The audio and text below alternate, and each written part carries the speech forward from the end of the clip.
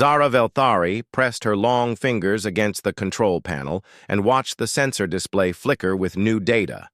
The young Zephyrian had been working on the scout ship Silent Wing for only 3 months, but she already knew every sound and vibration of the vessel.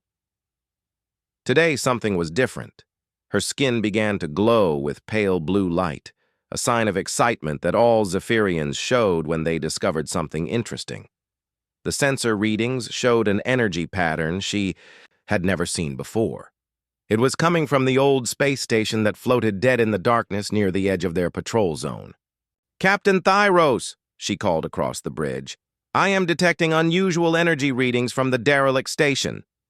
Captain Thyros was an older Zephyrian with silver markings along his arms and neck.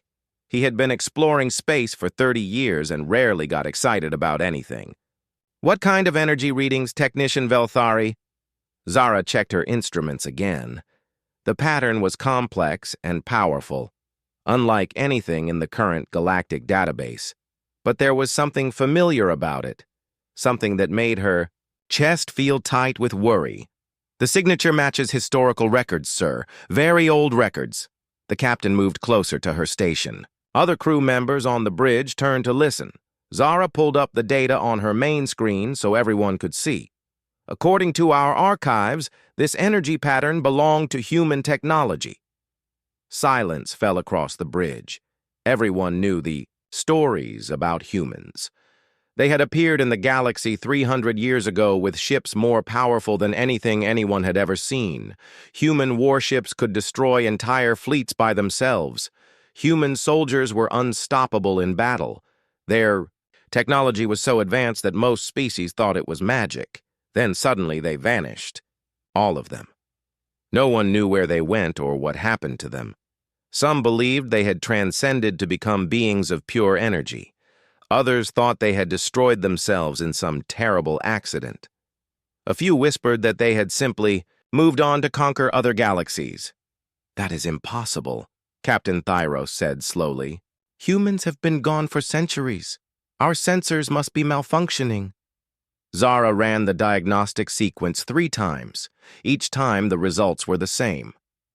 "The sensors are working perfectly, Captain. The energy signature is definitely there, and it matches the historical records exactly." The captain stared at the display for a long moment. The Zephyrian people were known throughout the galaxy for their caution and careful thinking. They never rushed into dangerous situations, but they were also known for their curiosity and their advanced sensor technology. "Show me the comparison." "Data," he ordered. Zara brought up the historical files on a second screen. The information was old and incomplete, but clear enough. 300 years ago, when humans still existed, Zephyrian scientists had managed to scan several human ships from a safe distance. They had recorded the unique energy patterns that human technology produced. The pattern now coming from the dead station was identical. "Could it be a trap?" asked Vex, the ship's security officer. He was young, like Zara, but much more suspicious of everything. "Maybe another species is using old human technology to lure ships into an ambush." Captain Thyros considered this possibility. It is possible, but unlikely. No one has been able to reproduce human technology. Many have tried, but human science was too advanced for any of us to understand. Zara continued monitoring the energy readings. As she watched, something changed. The signal grew stronger. "Captain, the energy output is increasing," she reported. "Whatever is producing this signal, it is powering up." The bridge crew exchanged worried glances. If this really was human technology, and if it was activating after 3 centuries of silence, what did that mean? Were the humans returning? Had they never really left? "Set course for the station," Captain Thyros decided. "But keep our distance. Prepare to jump away at the first sign of danger." The Silent Wing moved slowly through space toward the ancient station. It had been built by the hegemony many years ago as a research outpost, but it had been abandoned when the local star began to dim. Now it hung in the darkness like a metal skeleton. As they got closer, Zara's sensors picked up more details. The energy source was not inside the station itself. It was behind it, hidden in the station's shadow. Captain, there is something large. Behind the station. The energy is coming from there. Can you get a visual? Zara adjusted the ship's external cameras and enhanced the image. What she saw made her skin glow brighter with shock and fear.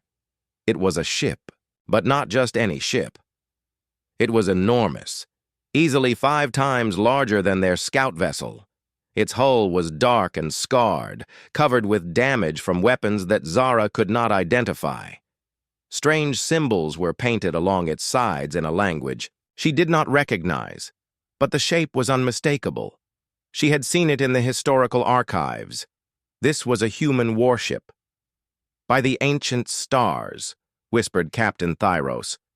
"It is real." The ship was partially hidden behind the station's massive structure, but Zara could see enough to know it was badly damaged. Parts of the hull were torn open. Entire sections were missing, but somehow, impossibly, it was still producing power. "Are there life signs?" the captain asked. Zara scanned the vessel carefully. Her instruments were among the best in the galaxy, designed to detect even the faintest traces of biological activity. For several minutes, she found nothing. The ship seemed as dead as the station. Then her sensors detected something that made her heart skip a beat. Zephyrians had 2 hearts, and both of them began beating faster. "Captain, I am detecting extremely weak life signs. Very faint, but definitely there." Human life signs. I think so, sir. The biological patterns are unlike anything in our database, but they match the theoretical models of human physiology. Captain Thyros made a decision that would change the course of galactic history. "Send a message to Zephyrian Command. Tell them we have found a human vessel with possible survivors. Request immediate backup and scientific support." As Zara began composing the message, she noticed something alarming on her long-range sensors. The transmission was being monitored. Someone else was listening to their communications.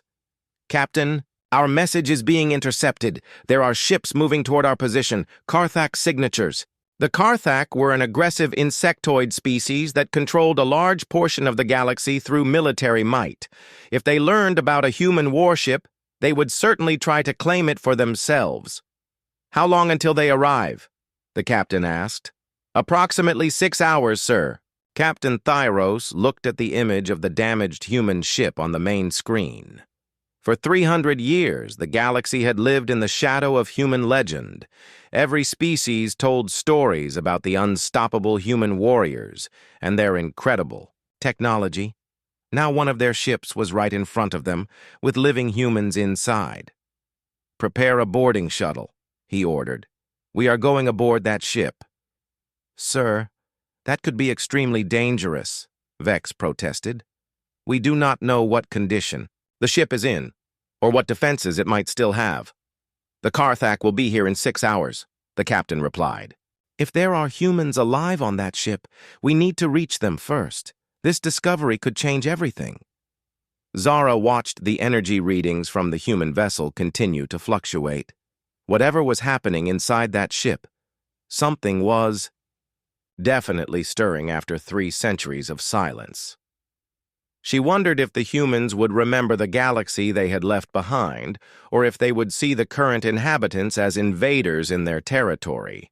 Either way, she knew their quiet patrol mission had just become the most important discovery in galactic history.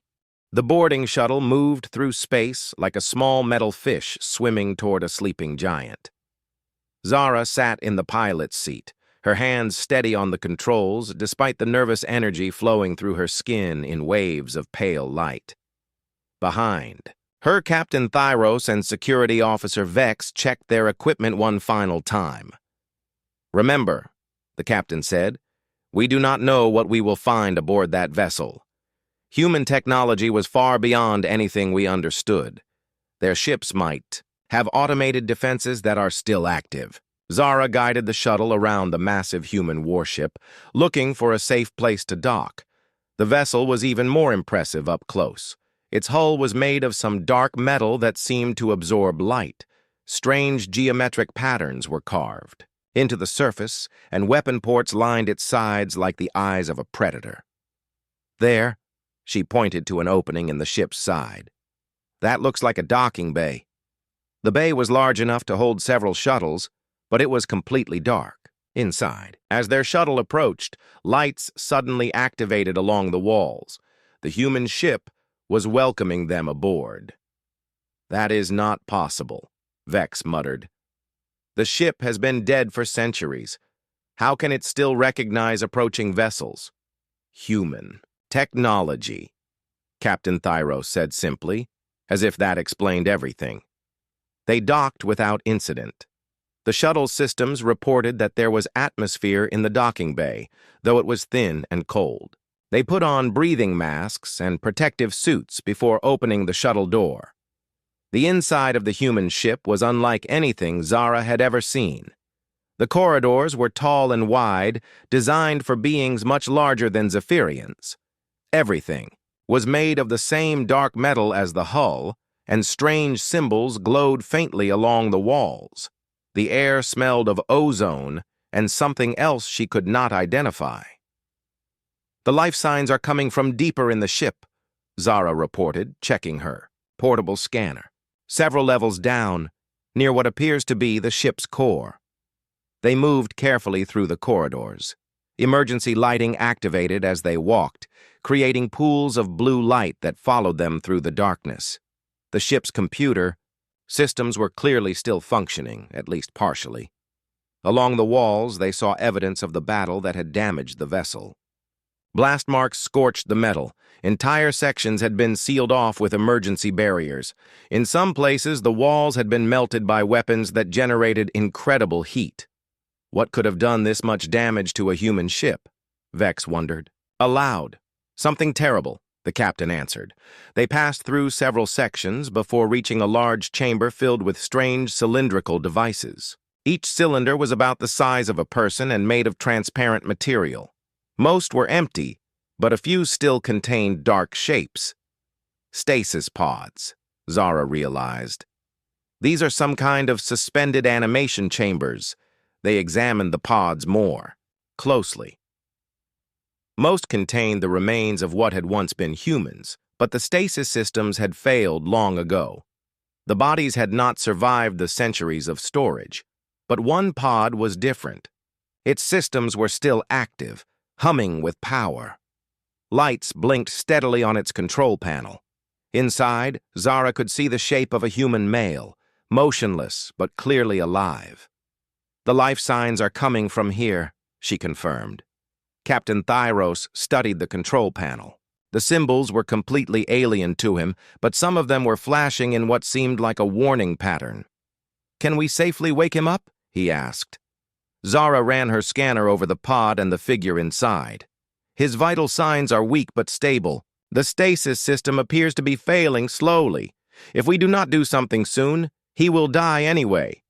And if we wake him up incorrectly, he could also die," Vex pointed out. "Or he could attack us," the captain added. "We have no idea what condition he will be in, or how he will react to finding aliens aboard his ship." Zara continued studying the control panel.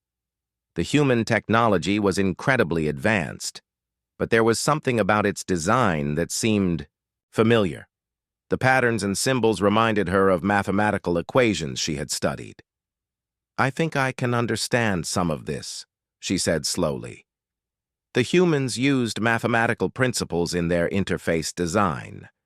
If I am correct, this symbol here represents activation, and this one represents gradual revival." She reached toward the control panel, then stopped. "Captain, what if this human is hostile? What if he tries to activate the ship's weapons?" Captain Thyros considered the question. "We are taking a risk either way. But if we do nothing, he dies. And we learn nothing.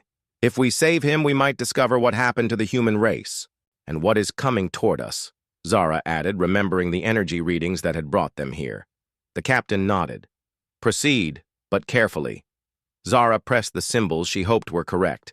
The pod systems responded immediately.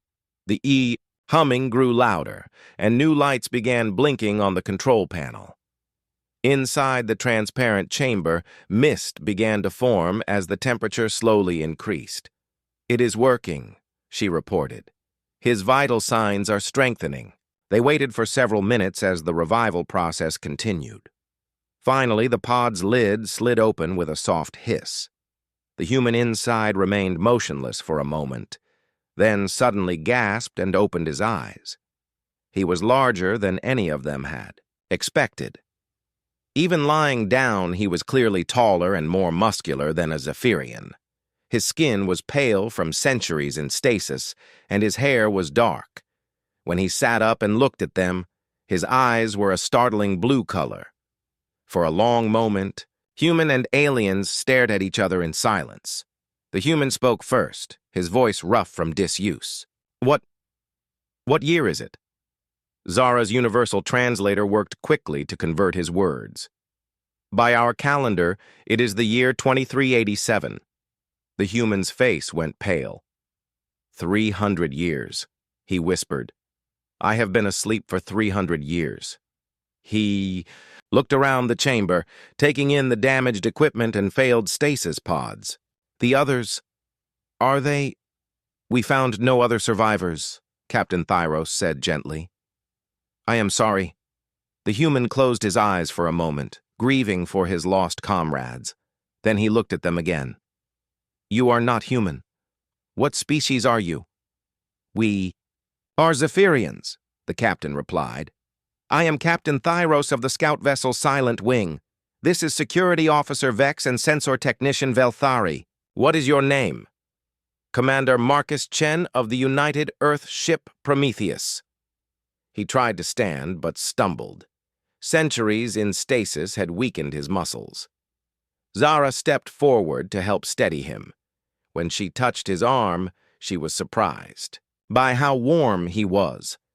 Zephyrians were cold-blooded, but humans apparently generated their own body heat. "Commander Chen," Captain Thyros said, "we need to know what happened to your people. The galaxy has many questions about the disappearance of humanity." Marcus looked confused. "Disappearance? We did not disappear. He paused, remembering. "The final battle. At the Omega Nebula. Did we succeed? Are they gone?" "Who?" Vex asked. "Are who gone?" "The Devourers," Marcus said, and his voice was filled with fear and determination. "The entities that were consuming reality itself. We led them into a pocket dimension to trap them there. The plan was to seal ourselves in with them, to make sure they could never escape." Zara felt her skin grow cold with worry. "Commander, what entities?"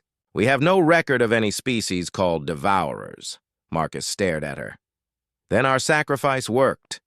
For 300 years, the galaxy has been safe." He paused, then asked the question that would change everything. "But why am I here? Why? Did the ship's systems wake me up?" Before anyone could answer, alarms began sounding throughout the ship. Emergency lights flashed red along the corridors. The ship's computer spoke in the human language, its voice urgent. Marcus translated automatically. "Dimensional breach detected. Hostile entities approaching. All personnel to battle stations." He looked at the Zephyrians with growing horror. "They are coming back. The Devourers are breaking through again." Zara's scanner began detecting massive energy distortions at the edge of the star system. Whatever was approaching, it was unlike anything in her database. "Commander," Captain Thyros said urgently, "we need to get back to our ship. The Karthak fleet will be here soon, and now we have this new threat to consider." Marcus shook his head. "You do not understand. If the Devourers are returning, conventional weapons will be useless against them. Only human technology can fight them effectively." He began moving toward the chamber's exit, still unsteady but determined. "I need to get to the bridge. This ship might be damaged, but it still has enough power to make a difference." "Wait!" Zara called after him. "Commander, you have been asleep for 3 centuries. You are weak and alone. How can one damaged ship fight against these entities? Marcus turned back to her, and she saw something in his eyes that she had read about in the historical records but never truly understood until now. It was the look that had made humans legendary across the galaxy. Because, he said simply, that is what humans do. Marcus Chen moved through the corridors of his ship with growing confidence as his muscles remembered their strength. The Zephyrians followed behind him, struggling to keep up with his longer stride. Even after 3 centuries in stasis, the human commander seemed to know exactly where he was going. "Commander," Captain Thyros called out, "please slow down. We need to understand what we are facing." Marcus stopped and turned around. "Captain, I appreciate that you saved my life, but you need to understand the situation. The Devourers are not like any enemy your people have faced. They do not just destroy ships or planets, they consume reality itself." Zara stepped closer, her skin glowing with worry. "What do you mean by consuming reality?" "Imagine something that can eat matter, energy, space, and time," Marcus explained.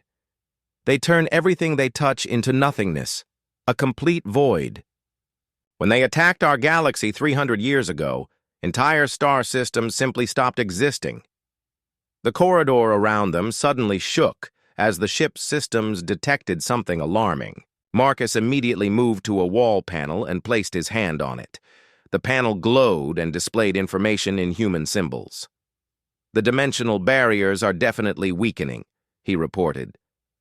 "They will break through within hours, maybe less." Vex looked skeptical. "If these entities are so powerful, how did humans fight them?"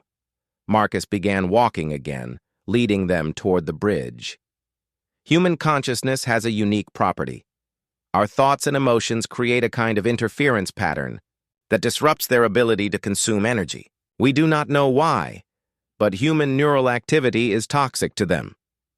That is why your ships were so effective," Captain Thyros realized. Exactly.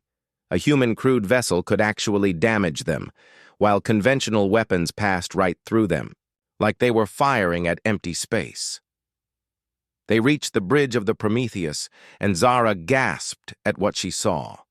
The command center was enormous, with dozens of stations and display screens. Most of the equipment was dark or damaged, but some systems were still working. Marcus went directly to the captain's chair and began activating controls. "I need to assess our capabilities. This ship was badly damaged in the final battle, but it might still be functional enough to help." "Help with what?" Vex asked. "You said yourself that these Devourers destroyed entire star systems. What can one damaged ship do against them?" "Buy time," Marcus replied grimly, "and hopefully send a warning to the rest of the galaxy." The main screen flickered to life, showing a view of the space around them. In the distance, reality itself seemed to be bending and twisting. Dark shapes moved through the distortions, shapes that hurt to look at directly. "There," Marcus pointed. "The advanced scouts. They test the barriers before the main force arrives." Zara watched the scanner readings with growing alarm. "I cannot get clear readings on them. My instruments show they are there, but also not there." "Your sensors were not designed to detect beings that exist partially outside normal reality," Marcus explained. "Human sensors were specifically modified to track them." He activated more systems on the bridge. Warning lights flashed as damaged components tried to respond. "The good news is that our quantum disruptors are still partially functional. The bad news is that we only have enough power for a few shots." Captain Thyros moved closer to the main screen. "Commander, my ship has already sent a message to our homeworld about finding you. Soon the entire galaxy will know that humans have returned." "That could be a problem," Marcus said. "If the other species try to capture human technology or crew members, they will be completely unprepared when the Devourers arrive." "What do you mean, capture?" Zara asked. Marcus looked at her sadly. "In our historical records, many species tried to steal or copy human technology during the war. They thought our weapons could make them invincible, but without human consciousness to power them, the weapons were useless against the Devourers. The ship shook again, more violently this time. On the screen, they could see more distortions appearing. The dimensional barriers were breaking down, faster. I need to contact your people, Marcus decided. The galaxy needs to know what is coming and how to prepare. Captain Thyros hesitated. Commander, I should tell you that the Karthak are also approaching this location. They intercepted our communications about finding your ship. The Karthak? Marcus accessed the ship's historical database. Insectoid species, highly aggressive territorial expansion through military conquest? That is correct. Marcus shook his head. They will try to take this ship by force, and if they succeed, they will get themselves and everyone around them killed when they try to use our weapons against the Devourers. More alarms sounded throughout the bridge. Marcus read the displays quickly. Karthak fleet detected. 12 ships, heavy cruiser class. They will arrive in approximately 1 hour. Can this ship fight them? Vex asked. The Prometheus was designed to fight the Devourers, not conventional spacecraft, Marcus replied. But yes, even damaged, we could destroy their entire fleet without much difficulty. Zara felt a chill at how casually he said it. This was why humans had been feared across the galaxy. Their technology was so advanced that they could treat entire fleets as minor obstacles. However, Marcus continued, destroying the Karthak fleet would only prove their fears about human aggression. It would turn the rest of the galaxy against us when we need them to work together. What do you suggest? Captain Thyros asked. Marcus studied the tactical display. We need to demonstrate the threat of the Devourers before the Karthak arrive. If they see what we are really fighting, they might be willing to listen. He began inputting commands into the weapons system. I am going to fire a quantum disruptor at one of the dimensional scouts. It will not destroy it completely, but it should provide a clear demonstration of what these entities can do. Is that safe? Zara asked nervously. No, Marcus admitted. But doing nothing is far more dangerous. The ship's main weapon charged. With a sound like thunder, energy coursed through the hull, making the lights flicker. When the weapon fired, it created a beam of pure white light that struck one of the dark shapes moving through the distortions. The entity shrieked with a sound that seemed to come from everywhere at once. Where the beam hit it, parts of the creature simply ceased to exist.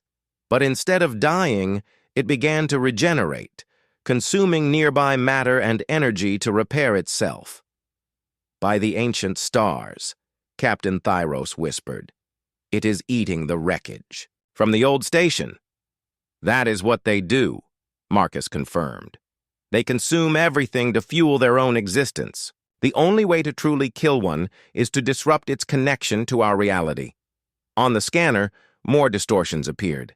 The attack had attracted attention from other Devourers still trapped in the dimensional pocket. Commander, Zara said urgently, something is happening to my equipment. She looked down at her portable scanner to find that its readings were becoming chaotic. The device itself was beginning to malfunction, as if the very presence of the Devourers was affecting technology around them. Another effect of their presence, Marcus explained. They disrupt the fundamental forces that hold matter together. Extended exposure will cause all technology to break down. How long do we have? Captain Thyros asked. Marcus checked his instruments. At their current rate of manifestation, the dimensional barriers will collapse completely within 6 hours. When that happens, the main Devourer force will break through. Thousands of them. The bridge fell silent as the implications sank in. Zara looked at the tactical display showing the approaching Karthak fleet. Should we warn them about what they are flying into? We should try, Marcus agreed. But they probably will not believe us until they see it for themselves. He activated the ship's communication system and sent a broad transmission toward the Yao approaching fleet. Karthak vessels, this is Commander Marcus Chen of the United Earth ship Prometheus. You are approaching a dimensional breach containing hostile entities. Recommend you maintain safe distance and prepare for immediate withdrawal. The response came quickly, the Karthak commander's voice harsh and aggressive. Human vessel U will surrender immediately. Your ship and technology now belong to the hegemony. Any resistance will be met with overwhelming force. Marcus looked at the Zephyrians.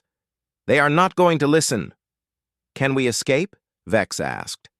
The Prometheus is too damaged for faster-than-light travel, Marcus replied. We are trapped here until the dimensional breach is resolved. Another alarm sounded.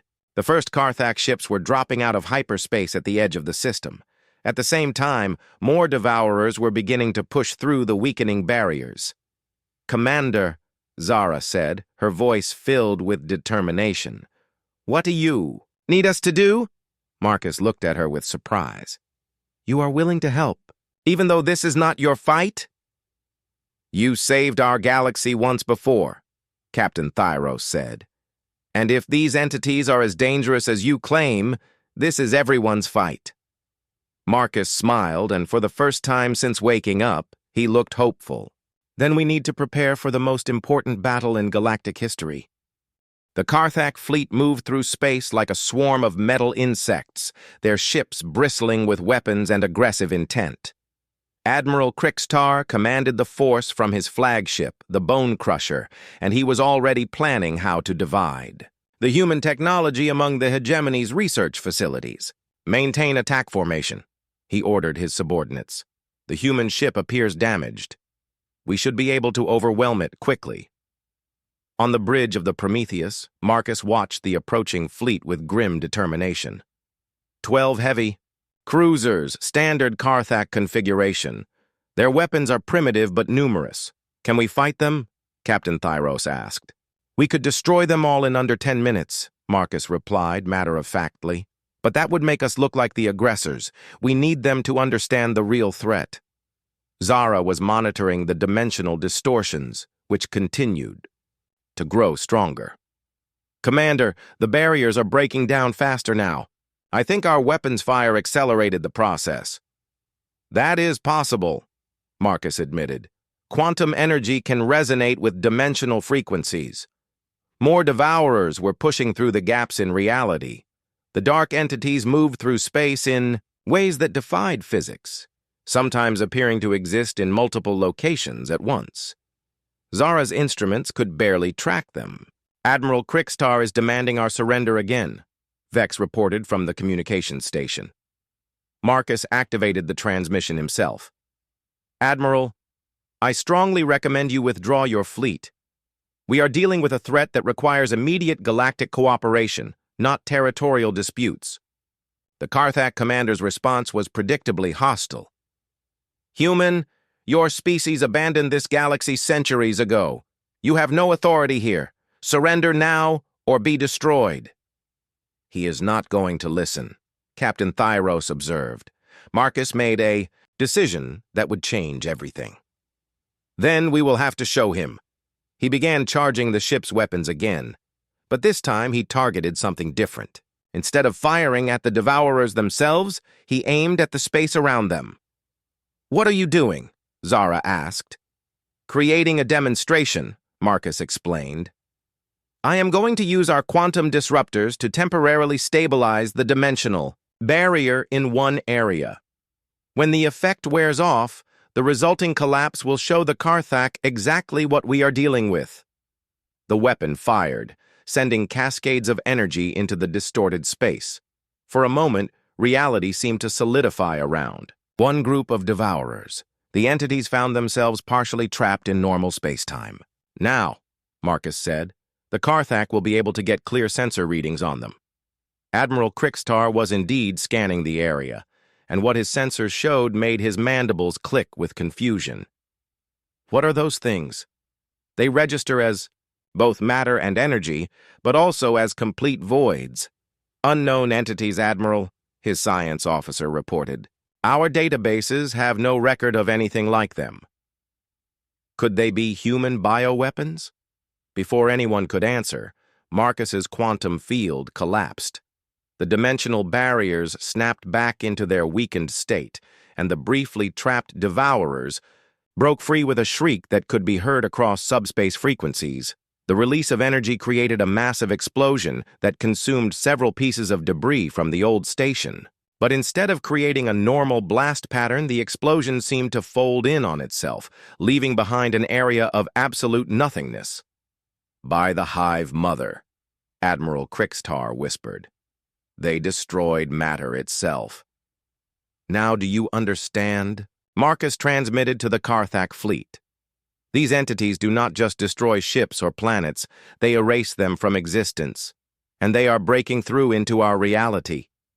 The Karthak admiral was silent for a long moment. Finally, he responded. "Human, what do you require?" "A meeting," Marcus said. "Representatives from all the major galactic powers. We need to coordinate our response before the main force breaks through." Within hours, emergency sessions were being called across the galaxy. The Zephyrian Collective, the Glythian Trade Federation, and even the usually isolationist ethereal hierarchy began mobilizing their fleets. But more importantly, they began sending diplomatic representatives to the coordinates Marcus had provided. The meeting took place aboard a neutral station in the nearby Centauri system. Marcus arrived on a shuttle from the Prometheus, accompanied by Zara and Captain Thyros. He had insisted that the Zephyrians join him, saying their sensor expertise would be crucial for what was coming. The assembled delegates represented dozens of species, each with their own agenda and concerns. Admiral Krixtar was there for the Karthak, still suspicious but clearly shaken by what he had witnessed. The Glythian ambassador, an amphibious being named Salkthi, spoke for the powerful trade networks. Most surprising was the presence of Archmystic Velthara from the ethereal hierarchy, beings who claimed to exist partially in higher dimensions. "The human speaks truth," the Archmystic said in her ethereal voice. "We sense the disturbance in the cosmic fabric. The barriers between realities grow thin." Marcus stood before the assembly, still wearing his damaged uniform from 3 centuries ago. 300 years ago, humanity made the ultimate sacrifice to protect this galaxy. We led the Devourers into a pocket dimension and sealed ourselves in with them. Now that seal is breaking. "Why should we trust you?" demanded the Karthak. "Admiral, humans were feared across the galaxy for their aggressive expansion." "Because," said Ambassador Salkthi, "the historical records show that humans only fought defensive wars. They never conquered territory or enslaved other species." Zara stepped forward, her skin glowing with nervous energy. "If I may speak, I have been studying the energy patterns from the dimensional breach. Commander Chen is correct about the timeline. We have perhaps 18 hours before the barriers collapse completely." "What happens then?" asked a delegate. From the hegemony, Marcus activated a holographic display showing tactical projections. "Based on our previous encounters, approximately 10,000 Devourers will break through. Each one can consume a planet-sized amount of matter within hours. They will spread across the galaxy, turning everything they touch into void space." The assembly erupted in concerned voices from dozens of species. Admiral Krixtar stood up, his insectoid form towering over the other delegates. "You say only human technology can fight these things. But humans are gone. What can we do?" "We adapt," Marcus replied. "Human technology can be modified to work with other species, but it requires a specific type of neural interface. The process is dangerous and not guaranteed to work." "What kind of danger?" the Glythian ambassador asked. Marcus hesitated. "Human consciousness has to be temporarily linked with alien neural patterns. The process could cause permanent brain damage or death, and even if it works, we do not know how long the effect will last." "How many ships would we need?" Admiral Krixtar asked, already thinking tactically. "Against 10,000 Devourers." Marcus consulted his tactical database. "At least 500 modified vessels with crews trained in human combat doctrines." "Thou..." Archmystic spoke again. "The ethereal hierarchy can provide additional dimensional stability. Our science may help strengthen the barriers while you prepare." "How long would you need to modify our fleets?" Captain Thyros asked. Marcus looked around the assembly at the diverse collection of species. With full cooperation and access to our remaining technology databases. Perhaps 12 hours. That gives us only 6 hours to deploy and engage, Admiral Krixtar calculated. It will be tight. There is something else, Marcus added. The modification process will require volunteers, beings willing to temporarily merge their consciousness with human neural patterns. It is extremely dangerous, and some volunteers may not survive. The assembly fell silent. They were being asked to risk their lives using untested technology against an enemy they barely understood. Zara spoke up. I volunteer. Everyone turned to look at the young Zephyrian. Marcus shook his head. Zara, you do not understand the risks. The neural interface could kill you. Commander, she replied, her skin glowing with determination. My people are known for our sensor abilities. If human consciousness can enhance our technology to fight these entities, then I am willing to try. One by one, other delegates began volunteering. Admiral Krixtar stepped forward. The Karthak hegemony will provide 50 ships and crews. The Trade Federation offers our fastest vessels, Ambassador Salkthi added.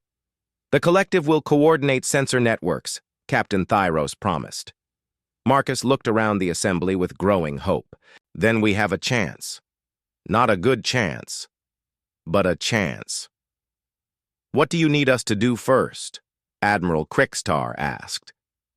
Marcus activated another holographic display, this one showing technical specifications.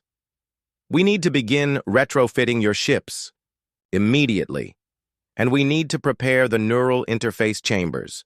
Time is running out.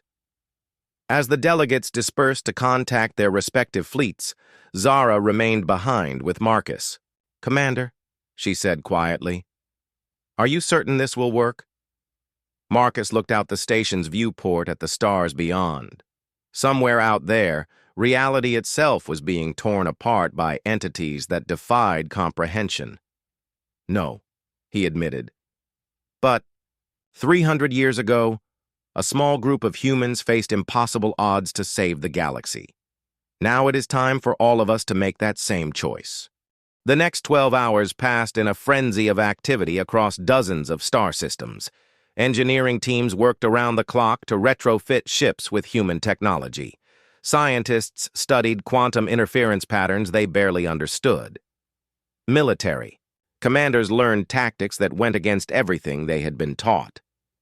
Zara found herself aboard the Prometheus again, lying in a neural interface chamber that Marcus had hastily assembled from medical equipment and human computer systems.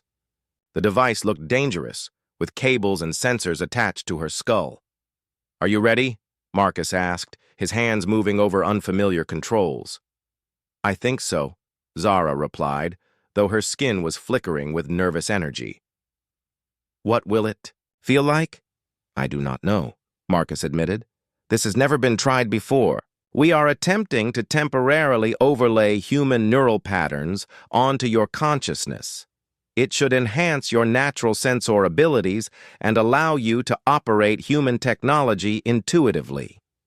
Captain Thyros stood nearby, watching with concern. If this does not work, then we try something else, Marcus said firmly. But we have to try everything. He activated the interface. Zara immediately felt something strange happening in her mind. It was as if another voice was speaking alongside her own thoughts, but the voice was somehow her own voice as well.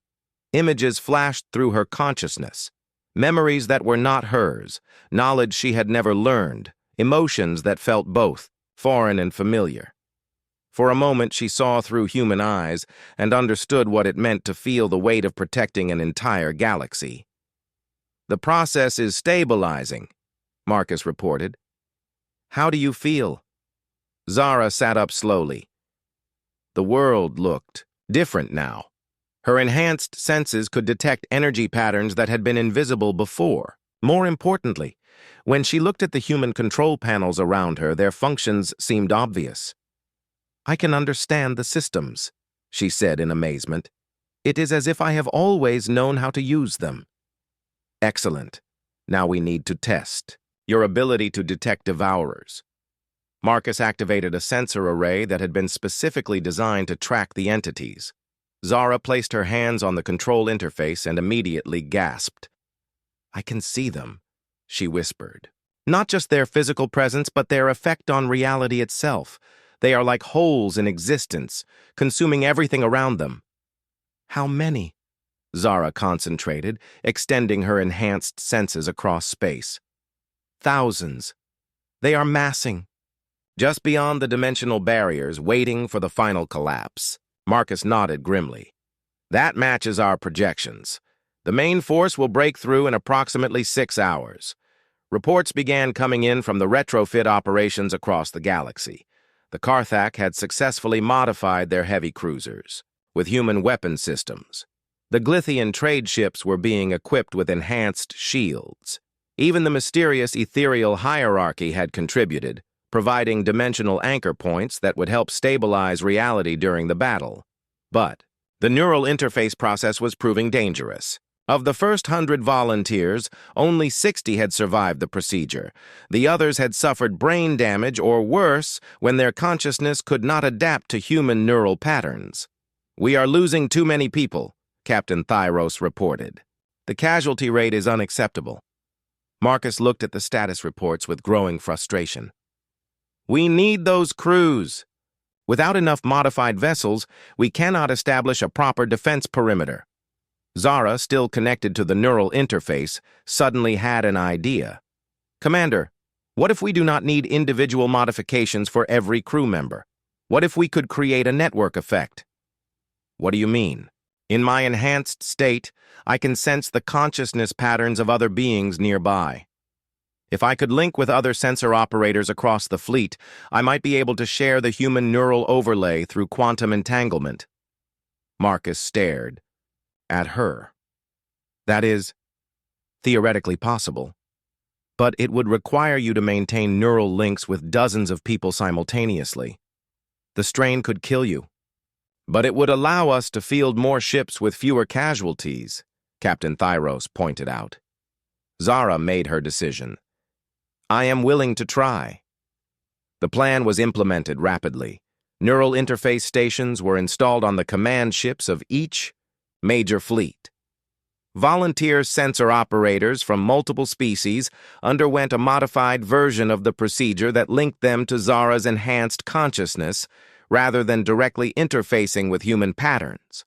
The effect was remarkable. Across the galaxy, alien crews suddenly found themselves able to operate human technology as if they had been born to it. Their sensors could track devourers through dimensional space.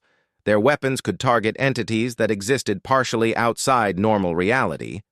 But Zara paid the price. Maintaining neural links with so many beings across such vast distances pushed her consciousness to its limits. Her physical body remained on the Prometheus, but her mind was scattered across dozens of ships and hundreds of crew members. Zara, can you hear me? Marcus asked, monitoring her vital signs with growing concern. I am here, she replied weakly. All of us are here. The network is stable. The barriers are collapsing, reported Admiral Krickstar from his flagship. Dimensional breaches opening across multiple sectors. On the tactical display, red warning indicators appeared throughout the galaxy. The devourers were breaking through in massive numbers, exactly as Marcus had predicted. All ships, this is Commander Chen, Marcus transmitted to the assembled fleets. Remember, these entities feed on matter and energy. Do not use conventional weapons unless absolutely necessary. Quantum disruptors only, and coordinate your fire to prevent them from regenerating.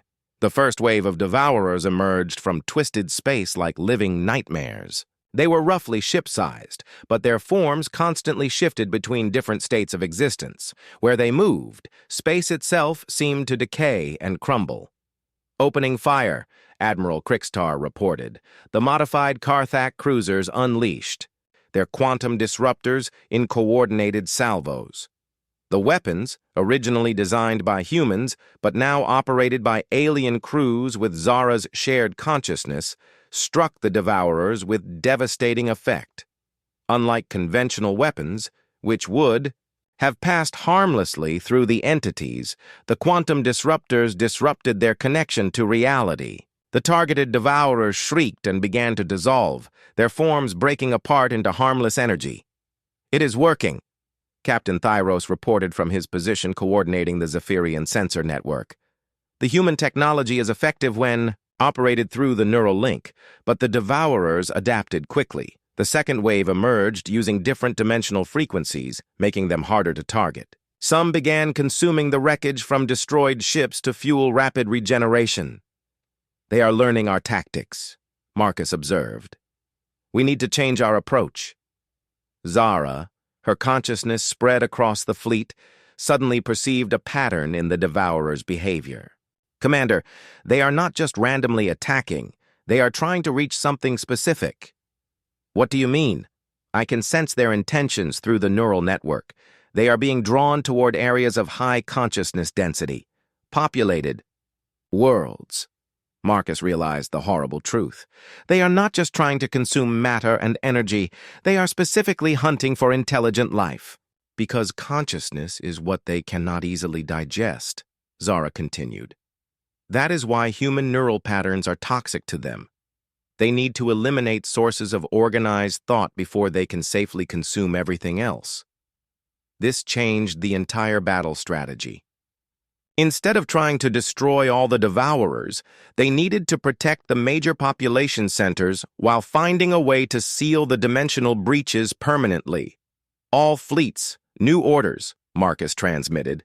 "Form defensive perimeters around inhabited systems. Do not engage unless the entities approach populated worlds." The battle raged for hours across multiple star systems. The combined galactic fleet, enhanced with human technology and linked through Zara's neural network, fought desperately to contain the Devourer incursion. Gradually, a new pattern emerged, when multiple ships concentrated their quantum disruptors on the same dimensional breach. They could temporarily seal it, but the process required precise coordination and tremendous energy expenditure. "We are running out of power," Admiral Crickstar reported. "Our ships cannot maintain this level of output much longer." Marcus made the final calculation. "There is one option left. The Prometheus still has enough quantum energy for one massive AE discharge. If I can channel it through the neural network?" "Commander, no," Zara protested weakly. "The feedback could destroy every linked consciousness in the fleet." "But it might seal all the remaining breaches at once," Marcus replied. "It is our only chance to end this permanently." Captain Thyros looked at the tactical display showing hundreds of Devourers still emerging from dimensional space. "Do it."